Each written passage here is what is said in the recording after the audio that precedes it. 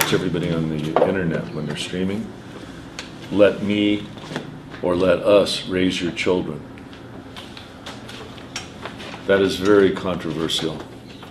You can raise their children, I'll make love to their wives. Well, there you go. That could be part 2. Well, Daryl's raising your children. I'm going to be making love to your Well, that wife. way I can concentrate on the kid and get the woman out of the picture. We definitely should do comedy stuff like that. Yeah. In fact, why don't we just say that? Let's title the show "Let Me Raise Your Children," and you just come back with, "And I'll make love." To your wife. And that's good. That way I can concentrate on the kids, get the woman out of the way. Got any plans for the husbands? And then we'll eat them all when we're done. Yeah. We could start with that joke and then work backwards. I think we just did. Oh, was it recorded? Yeah, I hit record as a test, but Does let's it just have do the audio? Yeah, it's got the audio going and everything. Okay. All right. So what do you think, though, seriously, about Seriously? let us raise Are you your being children? serious? Yeah, I'm serious. Yeah. I'm about to get I love really it. serious. Yeah, I'll raise the children. Good to see you. I feel like I haven't seen you in like make- 2 fucking I days. know. That's right. Friday. What's today? I don't even know. Today's Sunday. Yeah. I don't. Yeah. Yeah. So the reason we have to raise their children is everything we always talk about our 3 shows, the ABCs, play, humor, and comedy. And now today I've just put it all together in terms of why comedy is the highest art form, because art always shows us where we're at. All the artists throughout history, but nobody listened to them. All the visionaries, all the geniuses. Why is that?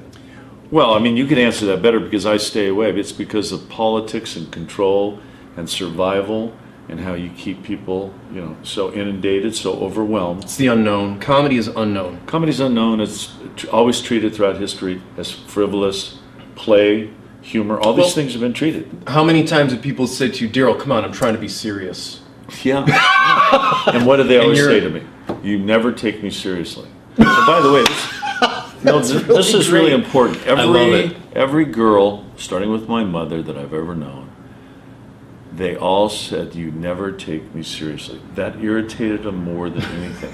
And they didn't know why I was doing this. I was doing it simply because I didn't want to take my fist when they go into their emotional psycho mode. So you were interrupting your pattern and theirs all at the same time. Well, absolutely, because I want to be able to listen. A woman wants a man that listens. Well, of course, with humor and comedy, you let it go in this ear, and where it belongs, out the other ear. And so the resistance to it creates this static, this cognitive dissonance within their head. Because, people know, they've just got to know that humor is the release for everything. They do. When you're about to die, laugh. They when do. When you're looking at the most painful thing, laugh. Well, look what Edgar Allan Poe, of all people, said. Oh my gosh, the that's most beautiful. glorious death of all must be laughing.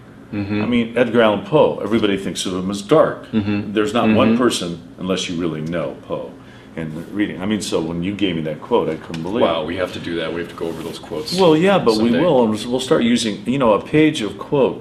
All these authors we have, when we start using them, then we can respond to them and break down their quotes with our interpretations. But that's what's important. But now, the reason I want this show to be so successful, and the reason it's the greatest news show, is we're mirroring back fear, stupidity, insecurity, our flaws. Everything is mirrored back to us if you have the willingness to look. And that's why the laughter helps us relax, because everybody fears the truth. So how could we ever, getting back to our women, my mother, she always had to be right.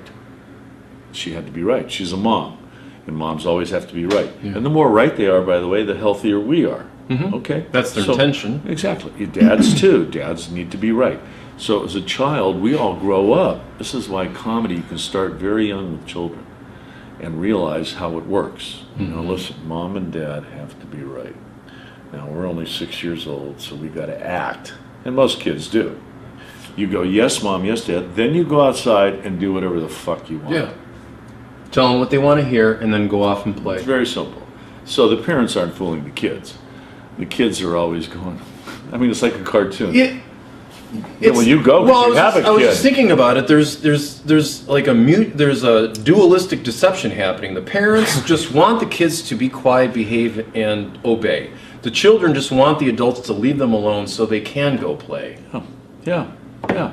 And so now, again, back in school, arts, sports are being taken, eradicated, pushed out of schools. That's insane. Because even Plato, I think another great quote, he said, you can learn more about a person in an hour of play than a year of conversation. Because we all know people really don't say what's on their mind. So it's all dribble coming out, or they want to be liked, or whatever all the reasons are. So again, in play, you have to learn to interact, whether you're playing in a band, or playing in sports, or acting in a play. You have to get along with your fellow people. So the ego has to get pushed aside. And by the way, you're a shitty actor, you're a lousy actor, what they call upstaging, if you're trying to make it all about you. The great actor is going to make what? Everybody else look great around him. You hear it in basketball. Kobe, Michael, they had to learn, all the greats had to make the other players look good. They had to pass them the ball, baby them for a while before they took over the game. And still they lost their confidence by the end of the game. The good teams don't. They want the ball. So you're trying to develop what they call the killer instinct in other players. And this is true in business, it's true in all sorts of stuff. Well, the trouble is they go to extremes. Aggression. They go to extremes because they don't understand. So trying to make people aware through the world of comedy. You realize how hard. Sorry for interrupting. No, you, but there is no interruption. I love it. you got to know how hard this is for people because they are so programmed. You're talking about deprogramming people. I know. Because think about what people, we were just talking about this a second ago, they want to be successful. They're willing to vote for the person that is evil because they want to, be successful. Yeah. They are programmed to try to play by the rules, Yeah. or so they think, to be successful in this It's world. like the lotto. They think they're going to be successful. They'll vote for the Republicans, this little group that's controlling it, and they're never going to have the power. So it's what we were just reading about. The American dream is no more. We've wiped out, everybody knows this, wiped out the middle class. We now have this extreme group, call them whatever you want, Republicans, The Tea 1%ers. Party. I don't get involved, never have in politics, okay? It's a waste of breath. It's all cliches. It's a waste of breath. Buddha, Muhammad, Gandhi, you could take the 10 greatest characters, Socrates, put them in that system would corrupt them. They don't have a chance. Because there's 150 more congressmen and whatever. Well, that system uses those wise people, those archetypes, to their own ends. Yeah. Just like God, they always refer to God. But they're hypocrites. Yeah. I mean, so what does comedy do? It exposes hypocrisy. Like two teams, both praying to God. Yeah. Two countries at war. Well, God was obviously behind the one that won. Yeah, I but mean, that's a good point. See, now if you start with what the fundamental people can understand, that comedy exposes hypocrisy. From Will Rogers to Mark Twain throughout history, Yes. all the greats expose hypocrisy. Now, That's don't funny. you want to know hypocrisy in yourself? Of course you do. Uh-huh. We're all hypocrites, all of us. I just like to limit my hypocrisy. Well, That's all. Be aware of it. Maybe make fun of it. Well, if you can do all that. So who in the history of the world has done a show like this? It's using comedy. It's not about telling jokes or being a stand-up comic. And once we can you imagine having Jim Carrey here and Jon Stewart and all these people going, how come nobody talks like this? Why are all these talk shows, nobody's talking, even Charlie Rose, one of the better shows where you can have an interview. Well, They don't get into it in any... why is that, do you think? I have some theories. Well, go, and I'll respond to your theories. Well, comedy is well, we talked about this before. Comedy is relegated to distraction. So, think about when people sit down in front of their TV and they're about to watch something and they say, well, I'm in the mood for comedy because I need to lighten up. So they view it as something to just change their state. Yeah. They're not really trying to learn anything That's or number stand-up one. comic. You nailed the number one thing. It's like they're not aware of the Cartoons. the depth of it. A Yeah. cartoon like Wile E. Coyote, there's Yeah. actually depth in that. Yeah. And that's why we're doing the show, is to point to those Well, not only important that, things. the longest running show is The Simpsons.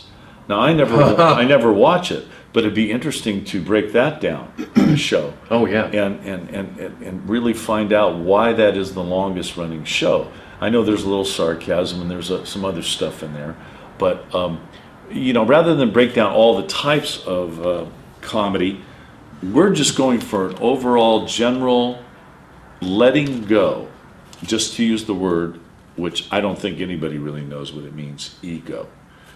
You could break down the three, the ID, the id, the way Freud broke it down, but that's not going to help anybody.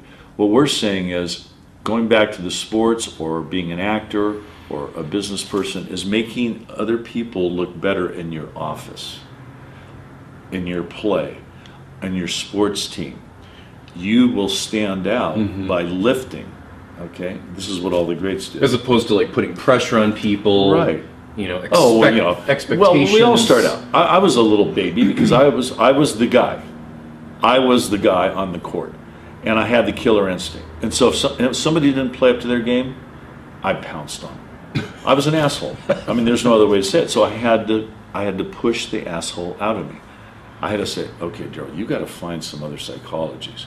You can't go over and you fucking idiot. If you drop the ball again, you know what I mean? Well, it's frustrating when you're putting out so much and you're not getting anything back. Precisely. You see it. Kobe, Jordan. I mean, Michael Jordan, Steve Kerr, our buddy, went to Pali High School.